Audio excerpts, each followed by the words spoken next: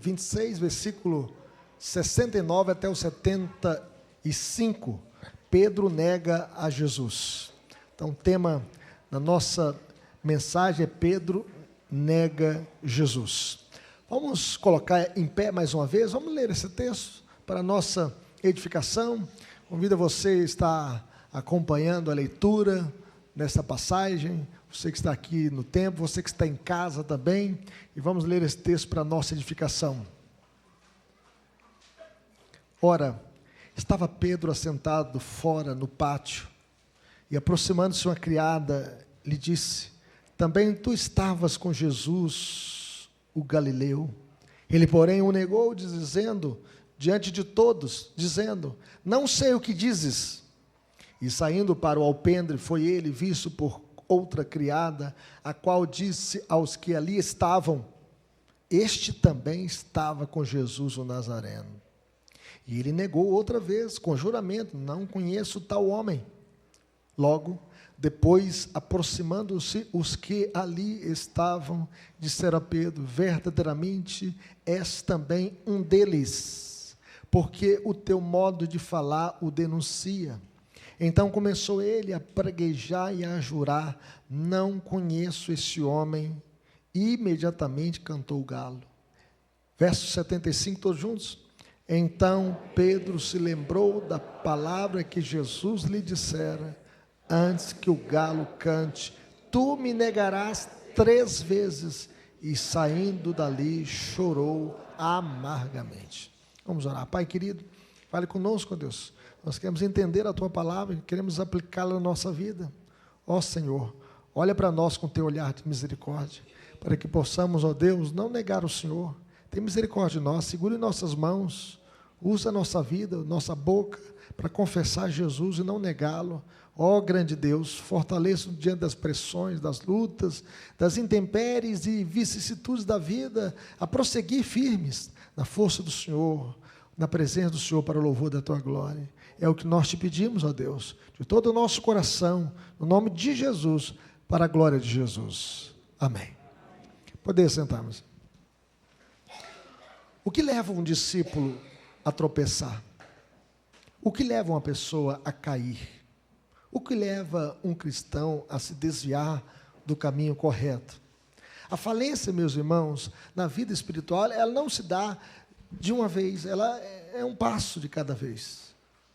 É progressivo, é pouco a pouco. Muitas vezes nós caímos porque nós não levamos a vida cristã a sério, a vida de oração a sério, a vida devocional a sério. Nós não vigiamos, nós não levamos Deus a sério. Abandonamos a comunhão na igreja, abandonamos o culto, abandonamos o momento de adoração, passamos a valorizar mais as coisas terrenas do que as coisas de Deus. Amamos mais o aqui e o agora do que as coisas que Deus tem revelado para nós. Não cantamos as músicas de Deus, cantamos as músicas do funk, do rock, do sertanejo universitário. Cantamos as músicas que não exaltam a Deus. Passamos a amar mais o mundo que a Deus. Passamos a relativizar a ética cristã. Os jovens vivendo em fornicação, os casados em adultério. Passamos a sentir prazer no pecado. Passamos a buscar o mel em coisas mortas, como fez Sansão, que não poderia tocar no morto, mas ele tocou no leão morto e achou mel ali na sua carcaça. Não valorizamos a leitura bíblica, não lemos a Bíblia. Quantos cristãos estão se tornando analfabetos de Bíblia, porque não conhecem mais as Escrituras? Nós devemos ser o povo da Bíblia, o povo que conhece a Deus, que conhece a revelação de Deus. Como diz o profeta Oséias: conheçamos e prossigamos em conhecer o Senhor. O que levou Pedro a cair? Se antes ele tinha uma vida cristã tão bonita, ele foi chamado por Cristo para adentrar no colégio apostólico, para ser um pescador de almas. O Senhor disse para ele e o seu irmão André: vinde após mim, eu vos farei pescadores de almas. E eles deixaram tudo, deixaram as suas redes e o seguiram. Pedro é o primeiro nome nas 4 listas do colégio apostólico, sempre aparece Pedro, está em destaque. E assim, e ele se destaca como líder, um porta-voz do colégio apostólico. Quando Jesus perguntou aos discípulos: e vós quem dizeis que eu sou? Ele falou: tu és o Cristo, Filho do Deus vivo. Pedro, meus irmãos, era esse que falava e se comunicava no colégio apostólico, tomando e fazendo uma confissão maravilhosa sobre a pessoa de Jesus. Além disso, quando Jesus perguntou aos 12, quando alguns estavam abandonando a fé, né, e Jesus perguntou: e vós, não quereis também retirar-vos? Pedro falou: Senhor, para quem iremos? Tu tens as palavras de vida eterna, nós temos crido e conhecido que Tu és o Santo de Deus. Senhor, nós não queremos jamais te abandonar, nós queremos te seguir. Pedro fazia parte daquele grupo mais íntimo de Jesus. Era Pedro, Tiago e João. Pedro, Tiago e João. E Pedro era muito curioso. Ele fazia muitas perguntas a Cristo para dirimir as suas dúvidas. Ele queria ser um grande teólogo da fé cristã, ele queria ser um conhecedor profundo da revelação bíblica. Segundo John MacArthur, Pedro queria sempre avançar, queria saber o que não sabia, queria compreender o que não compreendia, era o primeiro a fazer perguntas e tentar responder questões, era um homem que sempre tomava iniciativa, aproveitava o momento e avançava. Era este homem que queria conhecer mais de Deus, queria compreender mais de Deus e avançar mais no reino de Deus. Pedro era um homem destemido, um homem corajoso. Quando os soldados romanos foram prender Jesus, Pedro puxou da espada e cortou a orelha de Malco. Alguns pensam que Pedro não queria cortar a orelha, ele errou, né? Ele queria cortar o pescoço mesmo. Ele queria dar fim naquele soldado que veio prender Jesus. E então Jesus, tocando-lhe a orelha, o curou. Curou esse soldado chamado Malco. Em seguida disse a Pedro: embainha a tua espada, pois todos que lançam a mão da espada, a espada perecerão. Jesus está mostrando que o reino de Deus não vai avançar pela força da espada, como nas cruzadas, né, da Idade Média. A igreja romana achava que ia tomar Jerusalém na força. O reino de Deus não é por força nem por poder, mas pelo meu espírito, diz o Senhor dos Exércitos. No entanto, meus irmãos, Pedro não era perfeito.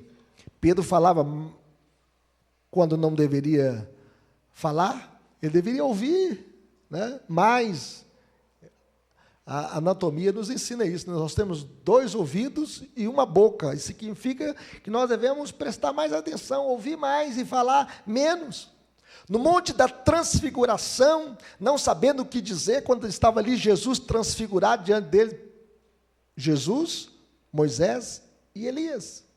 Moisés, o grande legislador, representando a lei.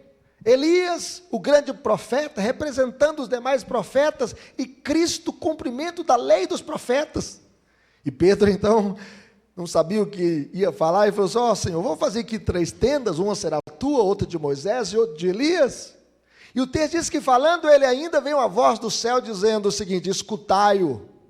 Este é meu filho amado, a ele ouvi. Pedro soube que era vulnerável a Satanás, que o diabo podia encher a sua boca de palavras, tanto quanto o Senhor.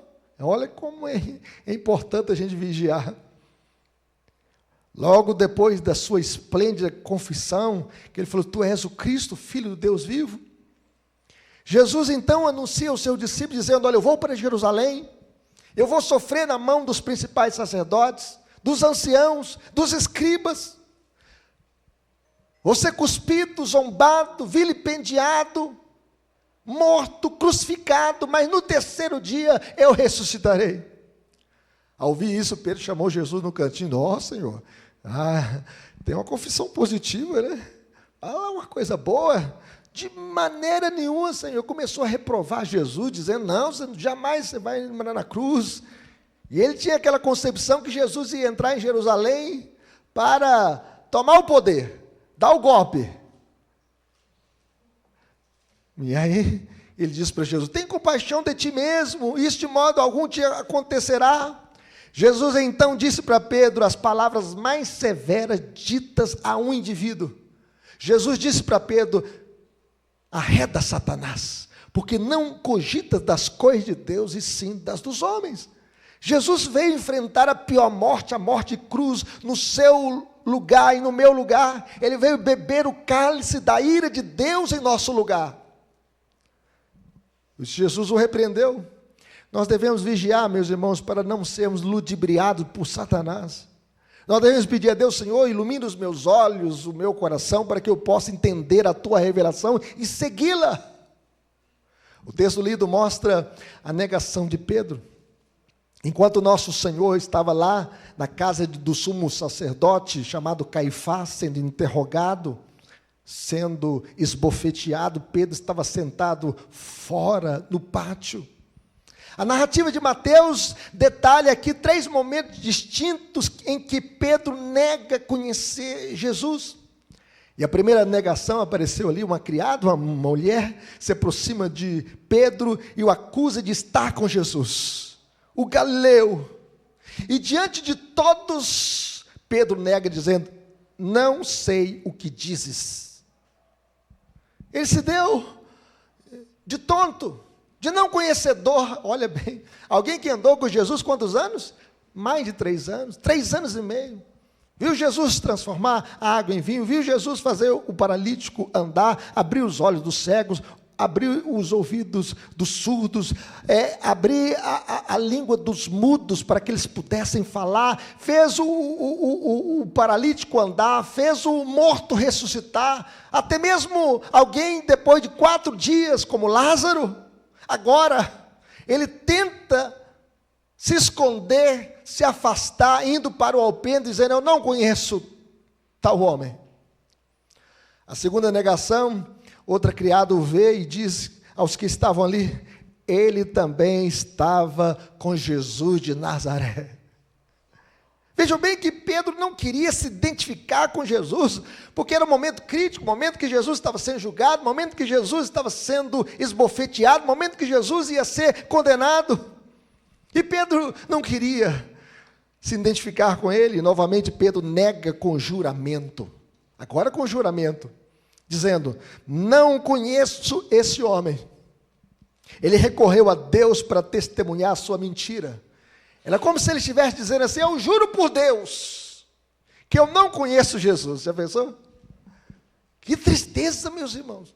Um discípulo que andou com Jesus 3 anos, agora está tomando Deus por testemunho, dizendo: eu juro por Deus que eu não conheço Jesus. Como nós somos fracos, propensos a negar a Jesus. E a terceira negação, pouco depois, as pessoas que estavam por perto se aproximam de Pedro e insistem: certamente você é um deles, pois o seu modo de falar o denuncia. Ele era galileu, ele tinha um sotaque nortista, porque a Galileia estava no norte da Palestina, e o povo está dizendo: olha, você tem um sotaque galileu, você é da Galileia, você estava com Jesus de Nazaré. E nesse momento Pedro começa agora a praguejar e jurar, dizendo: não conheço esse homem. Em outras palavras, ele estava dizendo o seguinte: malditos sejam os meus acusadores, malditos sejam aqueles que estão me acusando que eu conheço esse homem, que andei com ele, que eu estava com ele na Galileia. Malditos sejam os meus acusadores. E quando ele estava praguejando, jurando, dizendo: eu não conheço tal homem, imediatamente o galo canta. E quando o galo canta, ele cai em si e reconhece as palavras de Jesus, celebrando as palavras de Jesus. Enfim, meus irmãos, o que levou Pedro a cair? A espiritual de Pedro, porém, não foi repentina. Seguiu um processo lento. Pedro não caiu de uma vez, foi passo a passo. A grande ideia dessa passagem, meus irmãos, é que a negação de Pedro revela a nossa fraqueza para negar o Rei Jesus. Vamos dizer isso comigo? A negação de Pedro revela a nossa fraqueza para negar o Rei Jesus. Existe um Pedro dentro de você. Existe um Pedro dentro de mim. Existe um Pedro dentro de nós. Porque nós somos fracos. Muitas vezes na nossa vida nós queremos mais olhar para trás do que para frente. Mais desistir do que prosseguir. Muitas vezes nós queremos mais abandonar tudo do que prosseguir na caminhada da fé. Cada um de nós tem um Pedro dentro de si. Quais foram os passos dados por Pedro que culminaram na negação de Jesus? O primeiro passo, meus irmãos, é confiar muito em si mesmo. Quando Jesus disse para os discípulos, todos vocês me abandonarão, sabe o que Pedro falou? Eu jamais, nunca. Mesmo que todos os outros o abandonem, eu jamais farei isto. Pedro pensou ser mais forte do que os seus colegas de ministério, mais forte do que André, mais forte do que João, mais forte do que Bartolomeu, mais forte do que Judas Tadeu. Pedro pensou ser uma fortaleza. Pedro prometeu ir com Cristo até a prisão e até mesmo morrer com Ele. No conflito espiritual, meus irmãos, o primeiro passo da derrota é o orgulho, é a soberba. A Bíblia diz que a soberba precede a ruína e a altivez de espírito, a queda. Nós devemos vigiar e pedir a Deus, Senhor, tem misericórdia de mim, tira o orgulho, tira a soberba, porque eu só sou o que sou pela Tua graça. Eu só posso fazer alguma coisa pela Tua graça. Eu só posso vencer as lutas, as tentações desta vida pela Tua graça. Eu só posso resistir às pressões deste mundo caído pela Tua graça. É por isso que Paulo chega a dizer, aquele que pensa está em pé, veja que não caia. Primeiro passo, a soberba espiritual. Segundo passo da queda de Pedro foi negligenciar a oração. A queda de Pedro foi a sua sonolência espiritual. No jardim do Getsêmani, o jardim chamado da prensa, onde o azeite, onde a azeitona é prensada para fazer o azeite, Jesus perguntou para Pedro. E voltando para os discípulos, achou-os dormindo e disse a Pedro, então nem uma hora pudestes vós vigiar comigo? E aí Jesus diz, vigiai e orai, para que não entreis em tentação, o espírito na verdade está pronto, mas a carne é fraca. Em lugar de vigiar e orar, Pedro estava dormindo, estava na sonolência, e a indiferença espiritual, meus irmãos, tem sido a causa do nosso fracasso. Muitas vezes nós nos esfriamos na fé porque nós deixamos de orar, de falar com Deus, de orar a Deus, de clamar a Deus, de colocar a nossa boca no pó. O profeta Jeremias diz, põe a tua boca no pó, talvez ainda haja esperança. Sem oração e vigilância não há vitória espiritual. Esse é o nosso grande perigo na vida cristã, a nossa preguiça espiritual, a nossa apatia para uma vida de oração e vigilância. As pessoas às vezes ficam 2 horas na frente da televisão vendo o jogo, de 45 minutos, mas depois 15 de intervalo, mais 45, 15 de intervalo, e a resenha depois. Hoje as pessoas ficam na frente da internet, do celular, do computador, da televisão, 10 horas, mas não tem tempo para orar. Sem oração, meus irmãos, não há vitória na nossa vida. É por isso que a Bíblia diz, orai sem cessar. Parar de orar é um passo na direção da derrota espiritual, porque a oração é uma ordem divina. Quando Paulo falou assim, orai sem cessar, o verbo orar está no imperativo, é uma ordem divina. Deus não está pedindo nenhum cristão para orar, Ele está ordenando que a sua igreja seja um povo que ore, um povo que clama, um povo que busca, um povo que intercede, um povo que invoca o seu nome, um povo que suplica a sua graça. Lutero, o grande reformador do século XVI, ele chegou a dizer o seguinte, se eu fracassar em investir 2 horas em oração cada manhã, o diabo terá a vitória o dia inteiro. Meus irmãos, nós precisamos aprender o caminho da oração. para termos vitória na nossa vida espiritual. Mas o terceiro passo da queda de Pedro foi seguir Jesus de longe. O texto diz, no versículo 58 do capítulo 26, que Pedro seguia Jesus de longe. O texto fala assim, mas Pedro seguia de longe, até o pátio do sumo sacerdote, tendo entrado, assentou-se entre os serventuários para ver o fim. Ele estava seguindo Jesus de longe. Ele era discípulo, mas seguia Jesus de longe.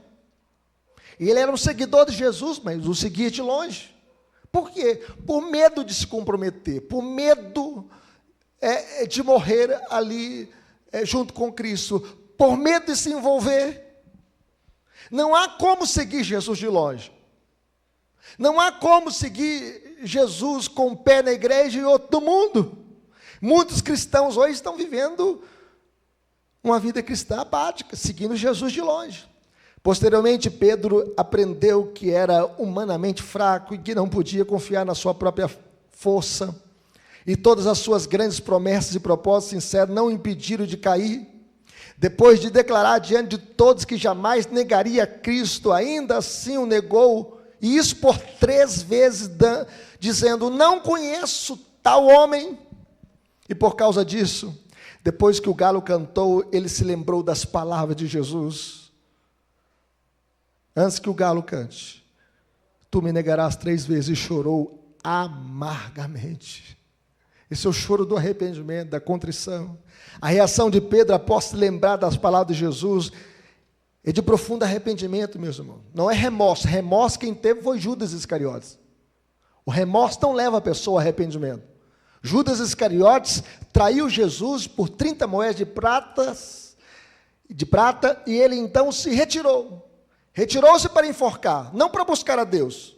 Retirou para dar cabo da sua vida. Pedro chorou profundamente, em profundo arrependimento. Ele sai e chora amargamente. Esse choro não é apenas de tristeza pela sua falha, mas o reconhecimento da sua traição e da dor que causou a Jesus. No entanto, apesar de nossos fracassos e tropeços, meus irmãos, Jesus não desiste de nós. Jesus não desistiu de Pedro.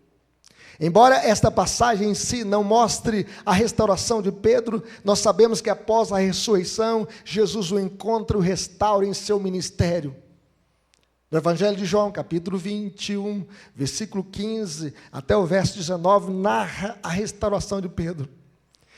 Jesus pergunta a Pedro, você me ama? E Jesus pergunta 3 vezes. 3 vezes perguntando para Pedro, você me ama? Para recordar ao apóstolo as 3 vezes que ele o negara.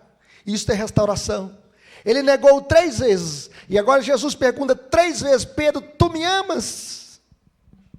Jesus pergunta a Pedro, você me ama? Mais do que estes outros, para que ele pudesse abandonar o seu orgulho espiritual. Em outras palavras, Pedro, que você possa me amar sem comparações. Porque ele tinha dito, antes de negá-lo, eu, ainda que todos se escandalizem, eu jamais. Isso era orgulho espiritual. A Bíblia diz que Deus resiste aos soberbos, mas a sua graça Ele dá aos humildes. Jesus pergunta a Pedro, você me ama? Porque sem amor a Cristo, meus irmãos, o nosso cristianismo não tem vitalidade. Não existe vida onde não existe amor. E cristianismo sem amor a Cristo pode ter formalidade, mas não tem vitalidade. Nós devemos amar a Cristo de todo o nosso coração, com todo o nosso entendimento, com todas as nossas forças, com toda a nossa alma. Nós devemos amar o Senhor. E a resposta de Pedro, ele respondeu 3 vezes, Senhor, tu sabes que eu te amo. A reconciliação de Pedro com o Senhor da sua vida, uma vez que ele afirmou, Senhor, tu sabes todas as coisas. O reconhecimento da onisciência de Cristo, Cristo nos conhece, meus irmãos, Cristo é Deus, Ele é onisciente, Ele sabe de tudo, Ele conhece o passado, o presente e o futuro, Ele nos conhece antes de termos nascido, Ele nos conhece por dentro e por fora. Uma vez que encontramos a comovente observação de Pedro, o texto fala assim, quando Jesus perguntou pela terceira vez, o texto diz que entristeceu-se por ele lhe ter dito pela terceira vez, tu me amas? E aqui nós temos o profundo quebrantamento e arrependimento de Pedro, porque Pedro se entristeceu quando Cristo perguntou pela terceira vez, amas-me? Creio, meus irmãos, por duas razões. Primeiro, porque ele se lembrou da sua tripla negação. Matthew Henry, ele diz o seguinte sobre este aspecto: cada lembrança de pecados passados, até mesmo de pecados perdoados, renova a tristeza de um verdadeiro arrependimento. Ele estava triste pelos seus erros do passado.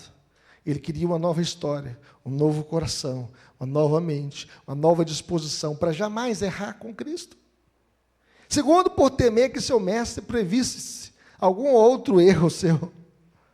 Senhor, será que eu vou cair de novo? Vou negá-lo de novo? O que acontecerá comigo se eu for tentado outra vez? A tristeza piedosa, meus irmãos, produz temor e zelo. E nós devemos ter uma tristeza piedosa. A tristeza, segundo Deus, gera arrependimento para a vida. Mas a tristeza, segundo o mundo, gera morte. E Deus, então, estava produzindo no coração dele a tristeza, segundo Deus, para que ele não confiasse nele mesmo, na sua própria força, na sua própria habilidade, mas confiasse na graça de Cristo, que não desiste dos seus. Sabe por que você chegou até aqui? É porque o Senhor tem te sustentado a sua vida. Ele. E a ordem que o Senhor Jesus deu a Pedro, por 3 vezes o Senhor ordenou a Pedro: apacenta as minhas ovelhas. Jesus, o supremo pastor, meus irmãos, confia aos cuidados de Pedro as suas ovelhas. A igreja é o rebanho de Deus. Nós somos povo de Deus, o rebanho de Deus, que Ele resgatou com o seu próprio sangue. Servir a igreja, meus irmãos, é servir a um povo que foi comprado pelo sangue de Jesus. É um privilégio. É um privilégio servir na igreja e servir ao povo de Deus. Por isso o Senhor Jesus diz: apacenta as minhas ovelhas, porque essas ovelhas foram compradas pelo meu sangue, o sangue vertido na cruz do Calvário. E essas palavras trazem de volta a esperança de que Pedro ainda poderia ser útil nas mãos de Deus. Depois da negação 3 vezes do Senhor Jesus, Pedro provavelmente teve um sentimento de culpa muito grande. Os discípulos falaram: Pedro, vou pescar. Pedro pensou o seguinte: nunca mais eu vou fazer parte do colégio apostólico, eu estou fora deste grupo. Mas nós podemos perceber que o Senhor Jesus ainda não desistiu de Pedro, e que ele ainda fazia parte do colégio apostólico. O pecado, meus irmãos, é assim: ele nos afasta de Deus, ele produz estragos em nosso ministério, ele traz dúvidas quanto à nossa vocação. Mas Jesus disse para Pedro: Pedro, apacenta as minhas ovelhas. Como isso foi acalentador para o coração dele. Como aquele sentimento de culpa saiu do seu coração, da sua mente. E como ele agora estava vivendo a nova história, porque Cristo o restaurou no colégio apostólico. E essas palavras, meus irmãos, nos mostram que o amor de Jesus não permite que ele lance fora um de seus amigos, mesmo que este o tenha negado. Veja o amor de Jesus por Pedro. Jesus diz o seguinte: todo aquele que o Pai me dá, esse virá a mim, e o que vem a mim, de modo nenhum lançarei fora. E ele diz: as minhas ovelhas ouvem a minha voz, e elas me seguem. Eu lhes darei a vida eterna, jamais perecerão, e ninguém as arrebatará da minha mão. Ninguém pode tirar um eleito de Deus das mãos de Jesus, porque Ele nos comprou com o seu próprio sangue. Mas em segundo lugar, meus irmãos, que o reino de Deus não vê pessoas como produtos descartáveis.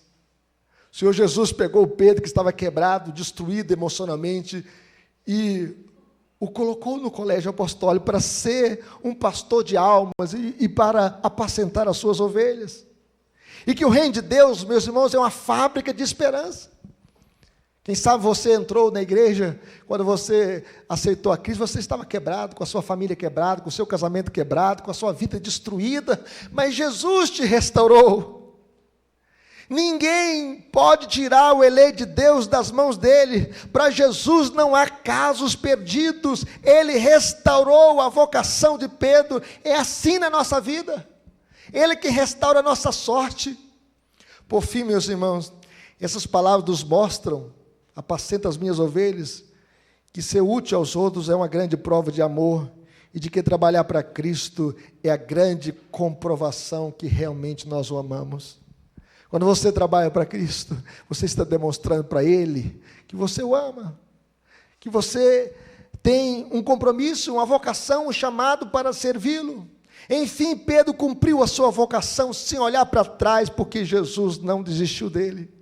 E quando Pedro escreve a sua primeira carta, ele fala do ministério, ele fala da liderança da igreja no seu tempo, e ele chega a dizer: rogo aos presbíteros que há entre vós, eu, presbíteros como eles, pastoreai o rebanho que há entre vós, não por constrangimento, mas espontaneamente, como Deus quer, nem por sorte da ganância, não para servir a teologia da prosperidade, por causa do amor ao dinheiro, mas de boa vontade, nem como dominadores dos que vos foram confiados, antes tornando-vos modelo do rebanho. Ora, logo que o Supremo Pastor se manifestar, recebereis a imarcessível coroa da glória. Meus irmãos, eu sou pastor desta igreja tem 10 anos, mas nesta igreja quem é o Supremo Pastor é o Senhor Jesus. Eu sou apenas o pastor auxiliar de Jesus. Ele que é o dono da igreja, e Ele nos chamou para pastorear o rebanho de Deus. Eu sempre digo para os presbíteros que todo pastor é presbítero e todo presbítero é pastor, e nós devemos cuidar do rebanho de Deus com amor, com fé, com carinho, com perseverança, cuidando do rebanho de Deus, porque esse rebanho foi comprado pelo sangue de Jesus. A história da negação de Pedro, portanto, não é o fim de sua história, mas um ponto crucial que demonstra a graça e o perdão de Jesus, mesmo diante de uma falha tão grande. Pedro errou, foi feio, está registrado em Mateus, Marcos, Lucas e João, a negação, mas não foi o seu fim, porque todos os evangelhos mostram a restauração de Pedro no colégio apostólico e a missão dele de apacentar o rebanho de Deus. Pedro não era papa, como pensam a igreja romana. Como pensa a igreja romana. Pedro era um discípulo de Cristo, um apóstolo de Cristo, um pregador do evangelho, não papa. Porque o único papa que nós temos é o nosso Pai Celestial. Ele, a Bíblia diz: a ninguém chameis sobre a terra papa, pai. E nós podemos perceber, nós não temos papa porque o sumo pontífice, que nos liga é Cristo, o mediador. O nosso Pai Celestial é o Senhor, o nosso Pai Celestial é um só, e não o Papa humano. E o único representante de Deus na terra, de Cristo na terra, é o Espírito Santo. A igreja não tem Papa. A igreja, meus irmãos, tem pastores que pastoreiam o rebanho de Deus, debaixo do poder do Supremo Pastor, que é Jesus. O Papa se declara o cabeça da igreja, mas o único cabeça da igreja é Cristo. Cristo é o cabeça da igreja. E esse que é o cabeça da igreja é que derrama graça e perdão sobre as nossas vidas. Foi isso que Pedro recebeu de Jesus. Pedro não é pedra, o único que é a pedra angular é Cristo, o fundamento da igreja. Pedro apenas é aquele que confessou: tu és o Cristo, o Filho do Deus vivo. E Jesus diz: tu és Pedro, mas sobre esta pedra edificarei a minha igreja, e as portas do inferno não prevalecerão contra ela. Louvado seja Deus. Aplicações para a nossa vida, meus irmãos, como viveremos? Primeiro, reconhecendo as nossas fraquezas. Assim como Pedro tinha um temperamento impulsivo, todos nós temos os nossos pontos vulneráveis. Conhecer nossos calcanhares de Aquiles nos ajuda a estar mais atentos em situações de pressão. Além do mais, nós devemos evitar a autoconfiança excessiva. Pedro afirmou categoricamente que jamais negaria a Jesus.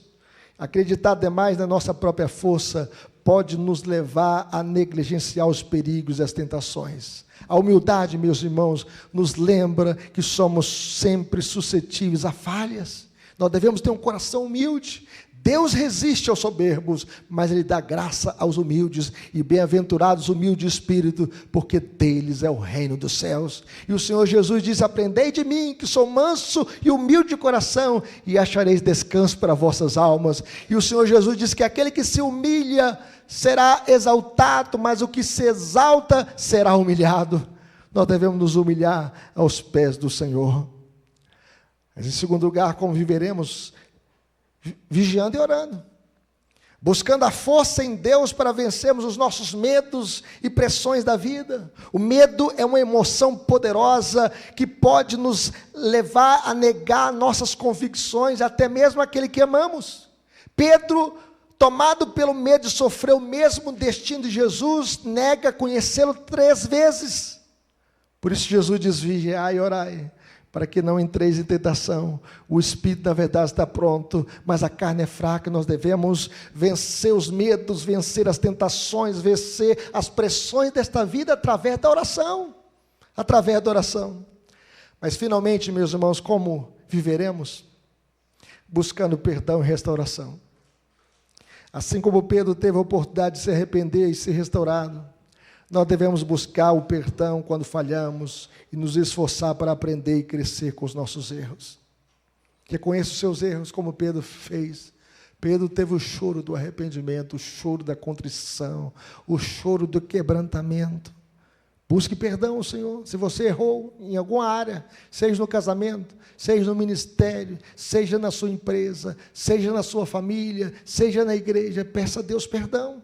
Faça como Pedro, chora aos pés de Jesus. Jesus não desiste dos seus. O Senhor Jesus ama um coração quebrantado. O Senhor Jesus ama um coração arrependido. E Ele é quem restaura o pecador arrependido. Ele que nos enxerta no seu corpo a sua igreja. E Ele também quem cuida de nós. Tem um coração quebrantado, não fique carregando o peso do pecado, da culpa, da maldade, do dolo, da negação de Cristo. Abandone o pecado, abandone aquilo que desagrada o coração de Deus, busque o perdão e a restauração.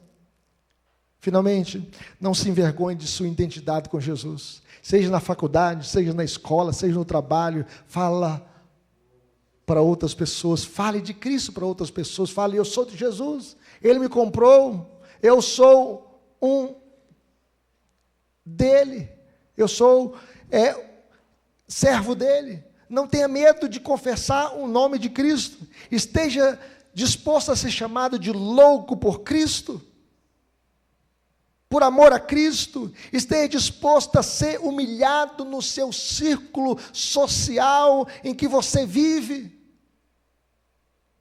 Este é o custo de ser cristão.